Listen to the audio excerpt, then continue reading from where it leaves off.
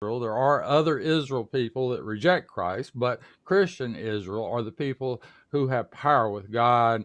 That's the people that God says is going to be their holy nation because they follow God's law. They're teaching the kingdom message. They're the 144,000. We covered that there's 12 verses that connect to 12:17 and 14:12. And they're absolutely Israel people. They're called conquerors, overcomers. In chapter 14, it absolutely identifies them as 12 kindred tribes who are these conquerors or overcomers in chapter 15, in other words. And that comes from chapter 7 because chapter 14 starts right out saying 144,000. But that connects back through 5, 9, and 10 as kindred nations of kings and priests in 5, 9, and 10. And that came from 1, 6, and 7. They're called kindred kings and priests, and that comes from 1 Peter 2, 9. The chosen generation, royal priesthood, holy nation, peculiar people, blessed as a people of God, which can only be Christian people. You have to embrace Christ the Redeemer to be blessed. And only the blessed people would be the chosen, the royal priesthood. You see, only the people who choose Christ as Israel people, as the 12 tribes. And that comes from Exodus 19:6, peculiar treasure above all people, kingdom of priests, and a holy nation. And that comes from Genesis chapter 48, 49, as this great Christian nation. It has to be a Christian nation, not just a nation of Israelites who reject Christ. It has to be a nation of Israelites who accept Christ, the Redeemer. If you reject the Redeemer, you can't be included. You can't have power with God if you reject God, you see, or Christ, his son, either way you want to look at it. You can't have power with God. All right, so it excludes Israelites by definition who reject Christ. That's just the way it's got to be. You can't look at it any other way. You agree? Yeah. Yeah, okay. So, number 2, there's the verses, and I added to that comes from Genesis chapter 12, because that's what we've been teaching these last streams. It all starts with the Abrahamic covenant. Every pastor teaches that that's all passed on to Gentiles. So basically, would you agree that everything that you were teaching was generally the foundation of the things that were promised, starting with the Abrahamic covenant to the Israel people, that was now passed on to Gentiles? Is that the way you agree most pastors would teach it? Yeah. Well, Right. yeah. Their definition of Gentiles is wrong. Right. So. Well, exactly, but that's how you were taught. Right, You were taught right. it, that everything passed to Gentiles, but what passed started at Genesis chapter 12. Well, Agreed? they say it's passed on to the church, but they fail to realize that the true church, is Christian Israel. Well, yeah, but I'm saying most pastors, all your normal pastors teach that the things that were given to Abraham now go to everyone that calls on Christ. Right, That's the right. general idea. Okay. General idea, right? Yeah, that's what they're passing on. So what I'm pointing out is that it comes from Genesis chapter 12, and that is what I covered as of last week, that comes from this Christ the shield in Genesis chapter 15. So the same entity in Genesis chapter 12 is teaching or giving prophecy in Genesis chapter 15, which was Melchizedek as Yahovah, and he's the one that gave the prophecy in Genesis chapter 15 that he was going to bring the Israel people. So he gave that prophecy to Abraham that he was going to bring his future posterity out of Egypt, and then he chose Moses to go do it. So that's kind of where we ended at.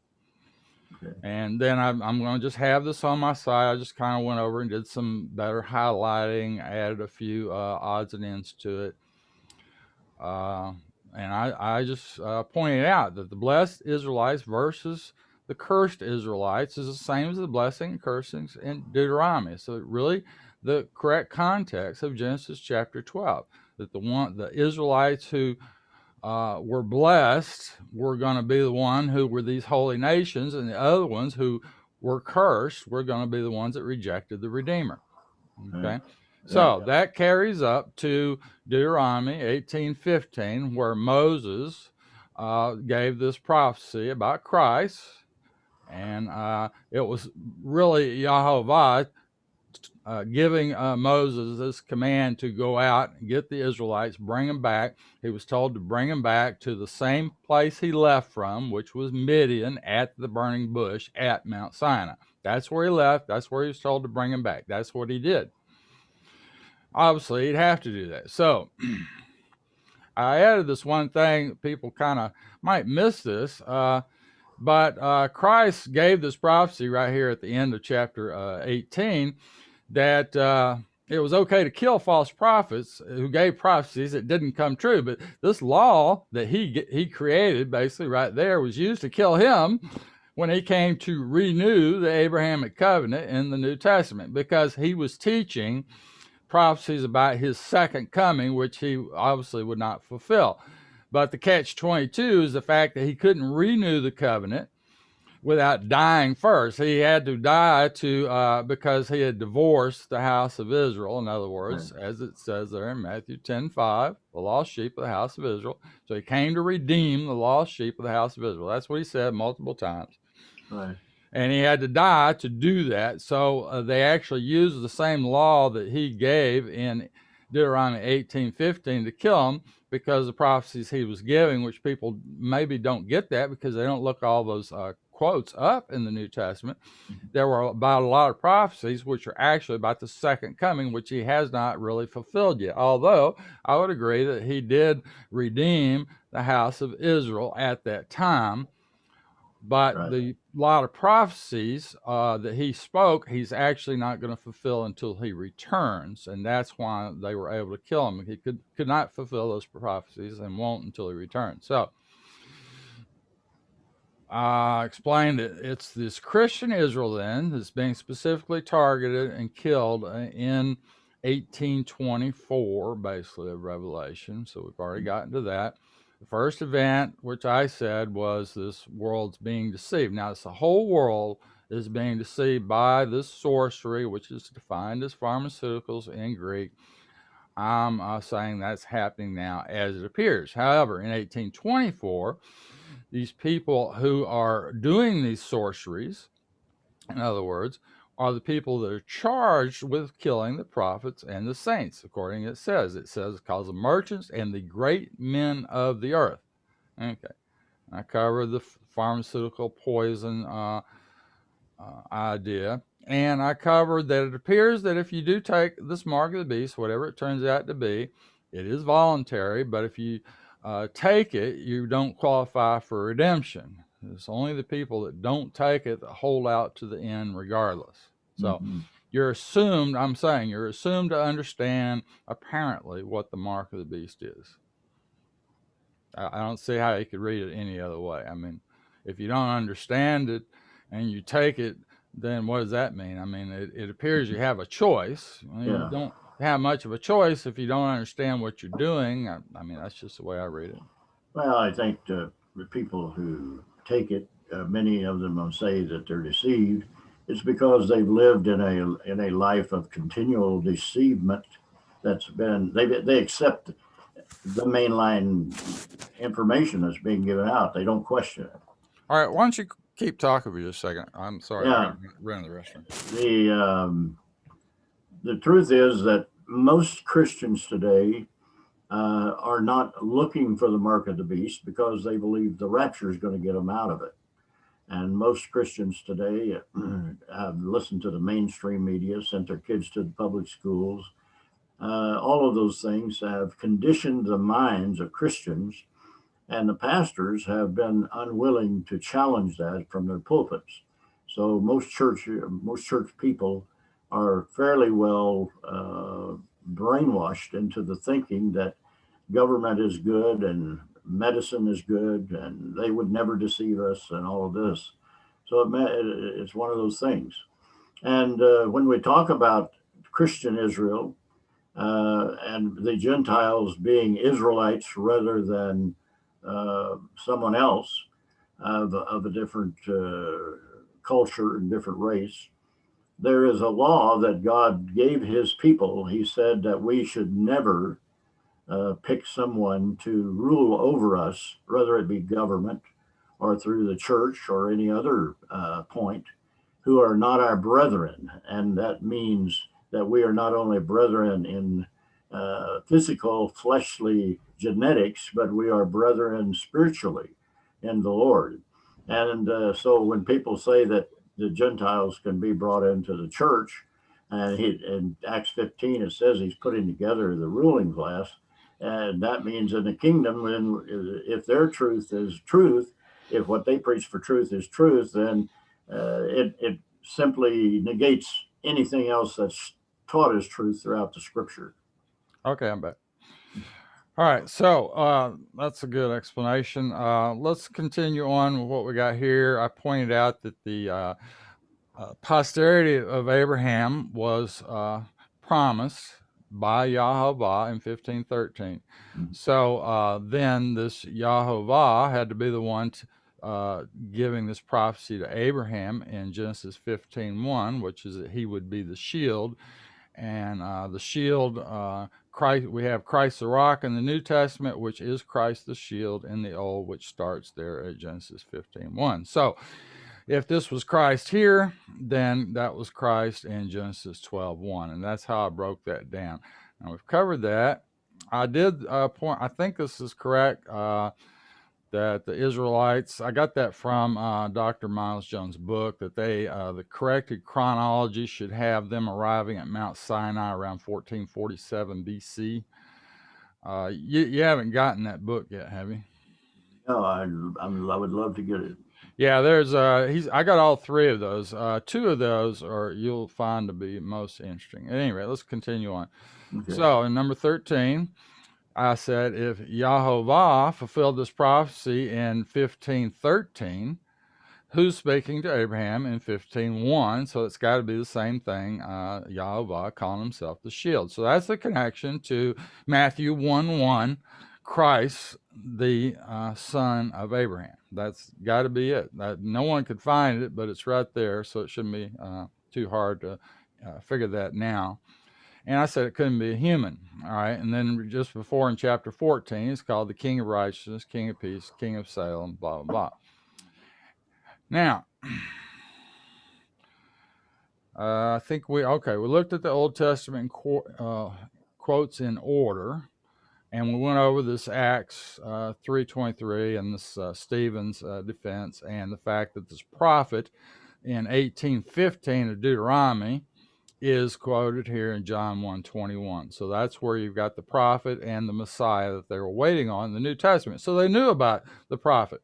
The point is they knew about Yahovah. They were waiting on Yahovah or the Messiah. They weren't sure maybe exactly what they were going to see, but they knew about this idea that there was a prophet. It's in prophecy. They knew about it. So it wasn't a surprise when Christ came.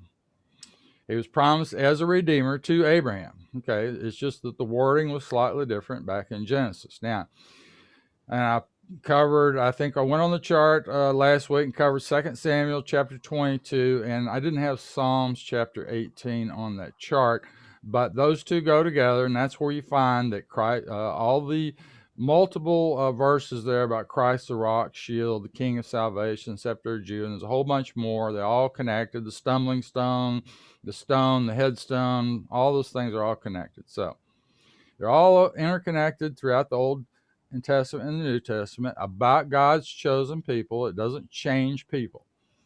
There are Israelites who teach the message of Christ and follow God's law, starting at Mount Sinai. Not everyone rejected.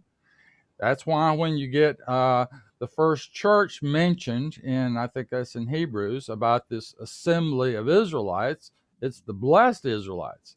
The assembly are the people who teach the message of Christ and teach that message to their children and their kindred, fellow kindred people, in other words. They're brethren, see? The ones that rejected Christ at Mount Sinai, which were mostly the leaders or the ruling class, they were sent into the desert. However, everybody had to go with them. So that's the problem with having these people running your nation who reject Christ. That's the problem. Right. That's why you were told in Exodus chapter 18 to elect the most godly men to run things. That's why that's there. That was given to you before the law. So I got to how do we come full circle with it? We looked at the topical cross-reference chart. I put on here the key to understanding all Bible prophecy is the connection of Ephraim and Manasseh in Genesis chapter 48, the great nation and commonwealth. So they're blessed, meaning they're Christian. You wouldn't be blessed nation, or you wouldn't be a great nation, let's put it that way. You wouldn't be anything special if you didn't accept Christ. All the Israelites that reject Christ are not included in that. Now, they were anointed by Jacob there in Genesis, which is what Israel means. Power with God, ruling with Yahovah, however you want to look at it. There's a couple different ways. It stayed one way, one place. I think Psalms states it a little bit different, but that's basically what it means, power with God. And they're given power with God because they embrace Christ or embrace Yahovah. To reject Yahovah, you don't have power with God. Why would you? I mean, that's nonsensical. It doesn't make any sense. And that all connects back to the prophesied Israelites mentioned in chapter 12 as the blessed nations in chapter 12 of Genesis. See, that's where that comes from. Okay, you have to embrace Yahovah and their families as children of the woman Sarah in Revelation chapter 12. That's where that comes from. She had multiple prophecies about children and a posterity and nations and kings and so on. It's right there in Genesis. Just read through Genesis, you'll see. So that's where she's the one that's prophesied to have that posterity of these people who are going to believe in Yahovah. Now, she had a little problem believing in Yahovah, especially when he told her that she was going to have a child and to name his name Isaac, and she laughed about it. But it happened. Okay, and that's what I'm actually going to be covering next, is how and some of those blessings in Genesis, so people can see that, wow, this thing's there in Genesis, like we covered before, that people don't even know. I mean, it's there, they just don't know it. It's generally not taught. I mean, it's just people don't focus on that and teach it. So it's Yahovah does the blessing to the kindred nations, the future Christian Israelites, blah, blah, blah, as we read in Acts. And everybody, I think, has always read this context wrong of chapter 12 of Genesis, assuming it's Israel nations being a blessing to non-Israel nations.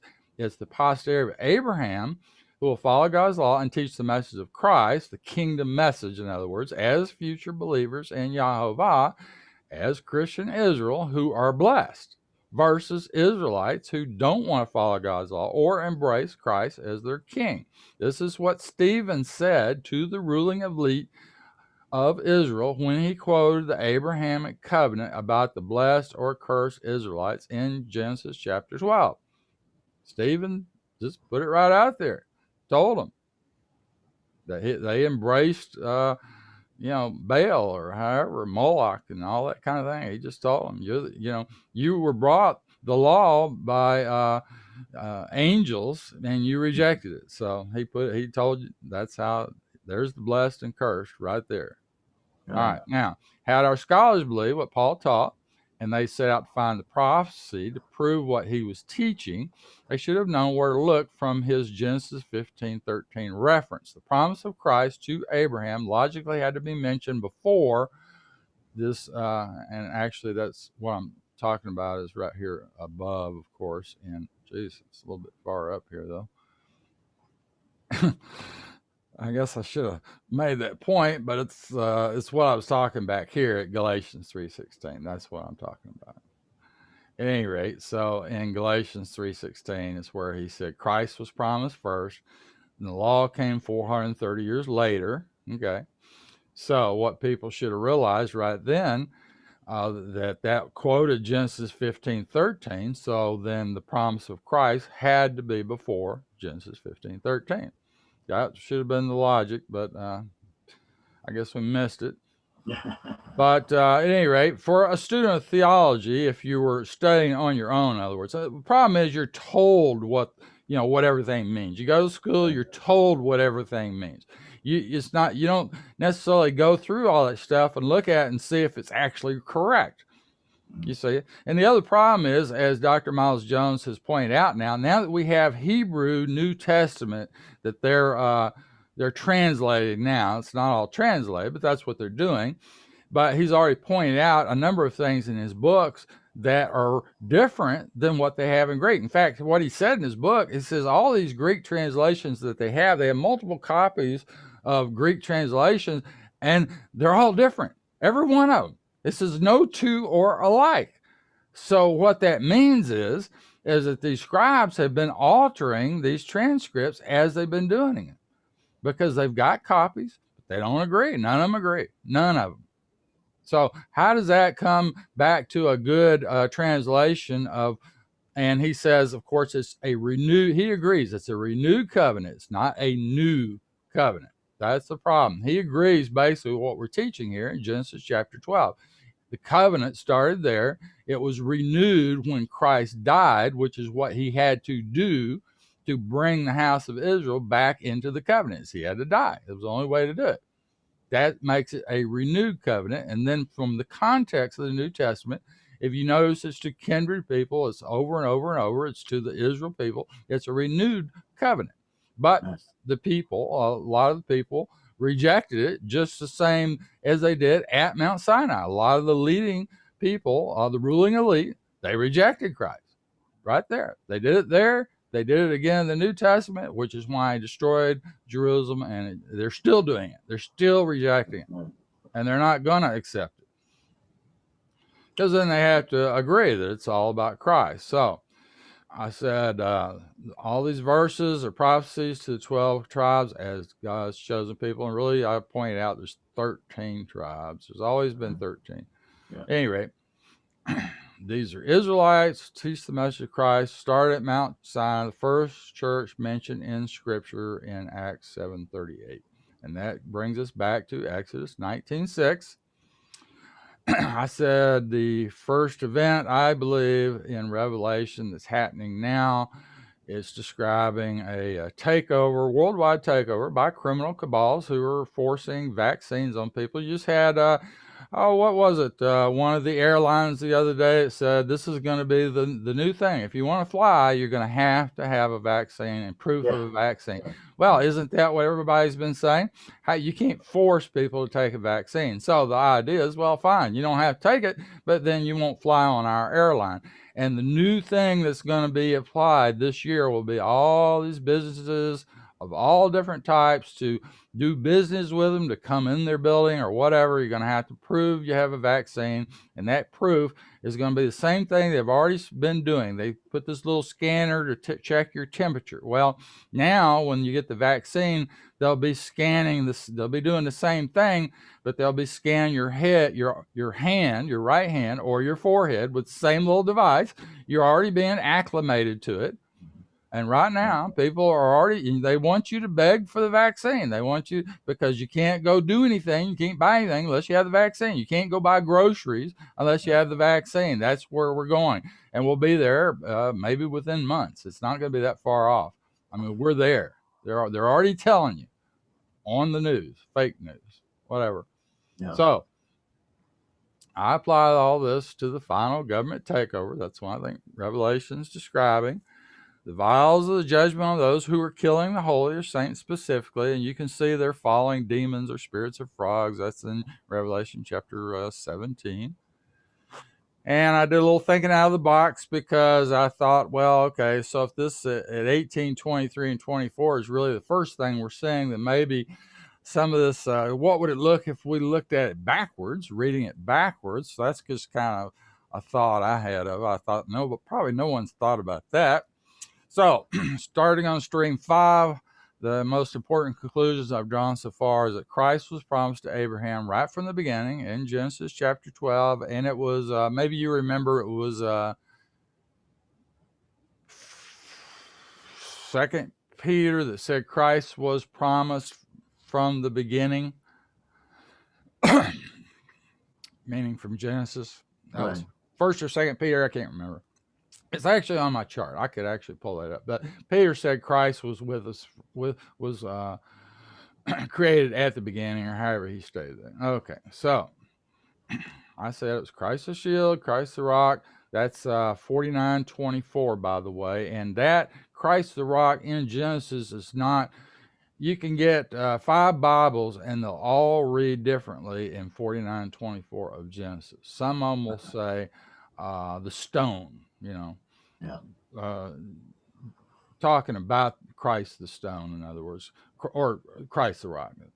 But not every Bible says it that way. Some of them don't say it that way. But mine, one or two of mine does. I've got about 10 Bibles, and the other ones don't.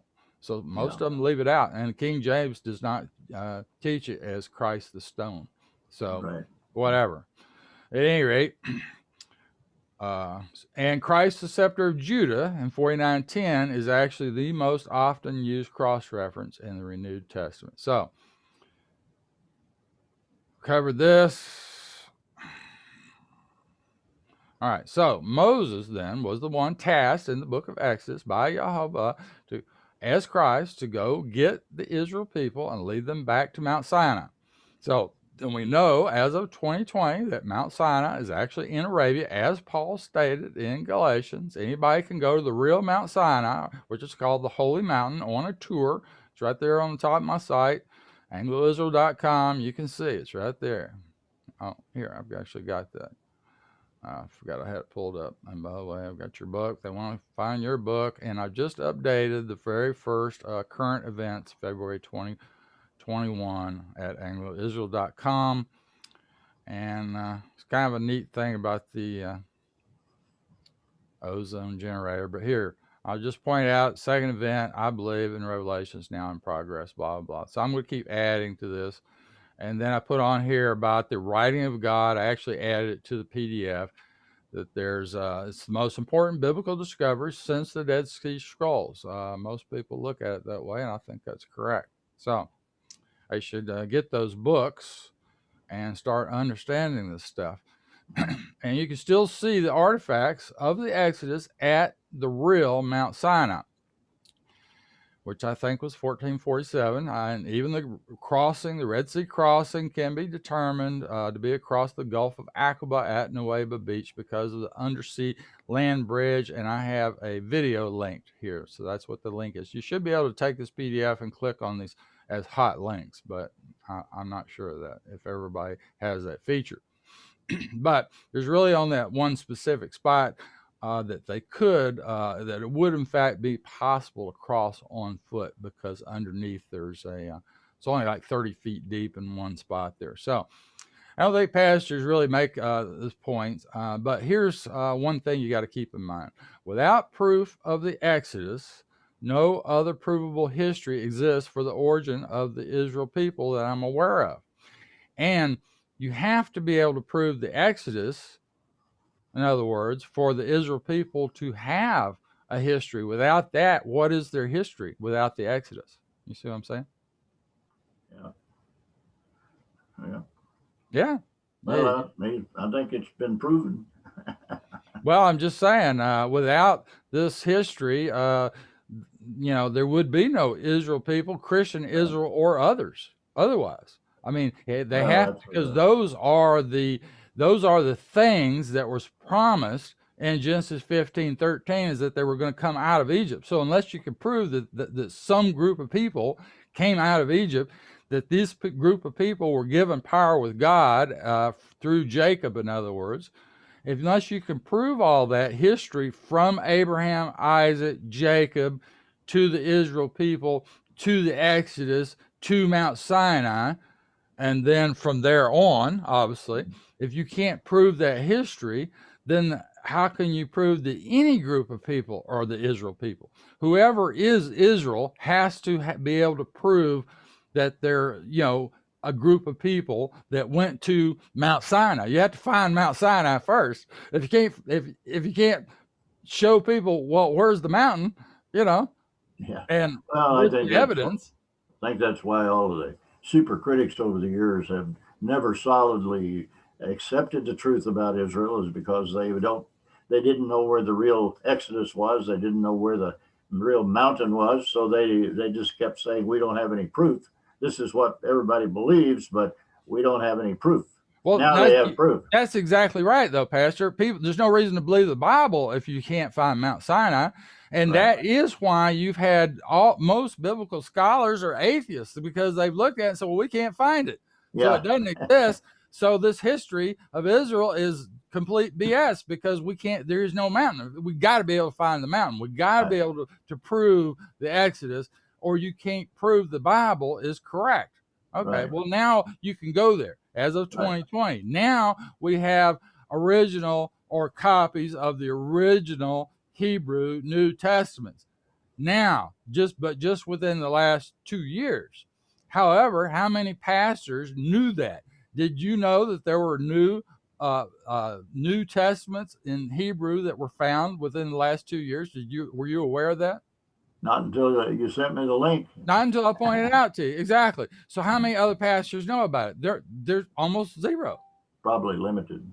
Almost zero. Whoever he's communicated with, I would say, which would be a very small number compared to the total. He's still dealing with these higher level doctors and PhDs and archaeologists and all these, and these people are just barely waking up to the fact that, hey, well, it looks like this mountain really is the mountain. And the Saudis now have admitted that, yes, it's a mountain, and yes, Ron Wyatt did make them aware of it, but all they did really was cordon it off. However, they did providence the evidence of that being Mount Sinai by sending their archaeological teams out there, and their, whatever they call them, but their crews in Saudi Arabia, they sent them out there. They took pictures. They were basically trying to prove it wrong and ended up proving it correct.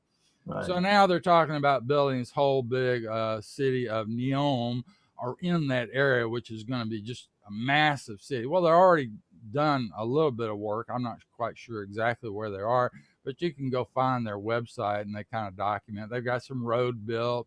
They've got I think an airport's built, and they've got various things. This is going to be all solar, all off grid. It's going to be one of the only cities of its type in the world. So I applaud all that. But they're not talking about destroying anything that has to do with Mount Sinai. They're keeping that because that's the attraction. They want people to come. Yeah. It's interesting to me that these same people who now are inviting you to come and pay money to come were the people for years who hid the fact. They knew it long ago, but they didn't want it. They didn't want us to know about it. Right. And now they're saying, since we might as well make some money off of it. Well, yeah. And that and the fact that they see this solar and all this renewable energy is taking over their oil production, and their oil production is going down year by year as renewable energy goes up.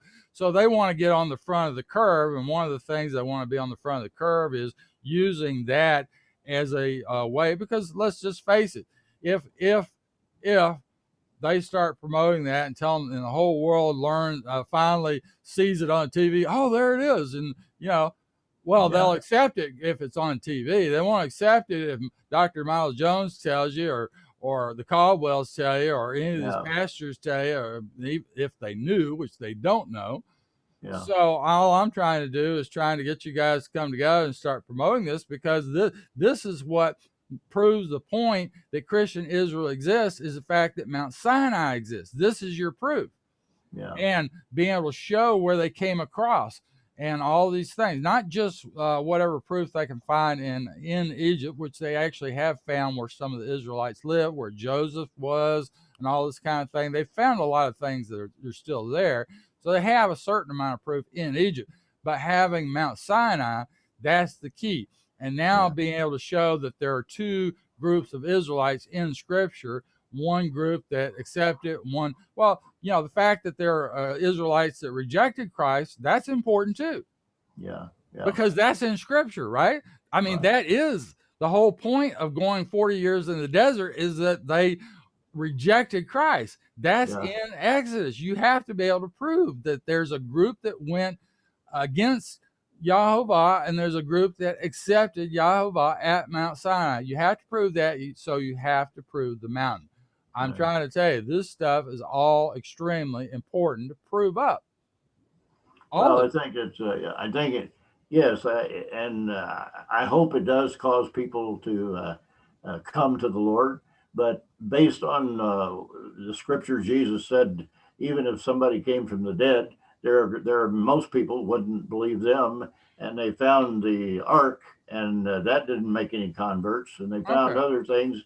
But I'm not trying to be negative. What I'm trying to say is this may be the tool which the Lord will use in the last day for His people, and it may be that His people will be the ones He wants most of all to know where it is in case we need it again.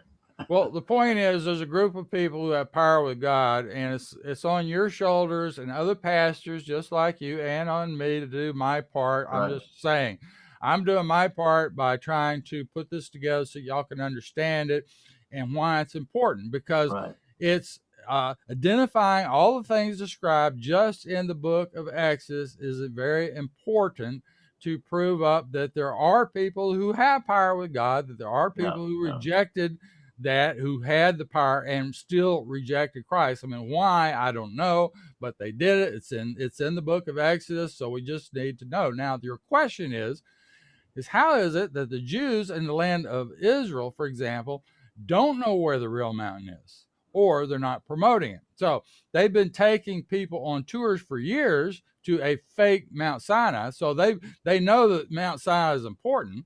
So they've been taking people over there on tours, all right, and they've been taking them to the Sinai Peninsula, which is in Egypt, even when in their own Torah, the mountain was described as being in Arabia in the land of Midian. mhm, So their own book says it's in the land of Midian, and no one puts the land of Midian in Egypt. They all know where the land of Midian is. I yeah, mean, come on. There's no map that shows the land of Midian being in Egypt. yeah. They don't have that map. Their Oh, own maps say where it is. So they knew where it was, but right. they've been taking you to the fake Mount Sinai, even though they needed the Mount Sinai to be truthful to prove up their history that they're Israel. You see how perverted that is? All right. Yeah, So, and here's the thing, it should be readily identifiable based on the descriptions in the Bible, which it is. In the last 50 years of our history, if we couldn't locate a specific mountain with multi-million-dollar down-looking satellites, we don't sound advanced enough as a society to send people off planet in a rocket and realistically expect them to find their way back. I mean, think about it. They're going to send them to Mars and they can't even find a mountain on their own planet? Are you kidding me? yeah. All right. But now that we found the mountain, we should see how the Bible describes the people of the mountain exactly. We wouldn't want to misidentify the people of the mountain. That would be kind of embarrassing. Okay. They Yeah. were lost, but now I hope we can agree that they're found.